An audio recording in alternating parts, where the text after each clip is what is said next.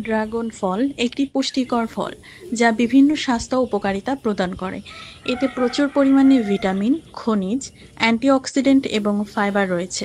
এটি রোগ প্রতিরোধ ক্ষমতা বাড়াতে, হজম ক্ষমতাকে উন্নত করতে এবং হৃদরোগের ঝুঁকি কমাতে সহায়ক।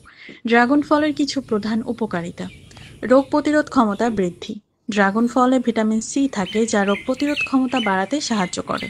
হজম ক্ষমতা উন্নত করে। এতে থাকা ফাইবার কোষ্ঠকাঠিন্য দূর করতে এবং হজম প্রক্রিয়াকে উন্নত করতে সাহায্য করে। হৃদরোগের ঝুঁকি কমায়।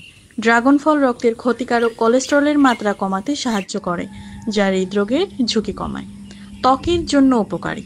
অ্যান্টিঅক্সিডেন্ট সমৃদ্ধ হওয়ায় এটি ত্বককে বুড়িয়ে যাওয়া থেকে রক্ষা করে এবং বলিরেখা কমাতে সাহায্য করে।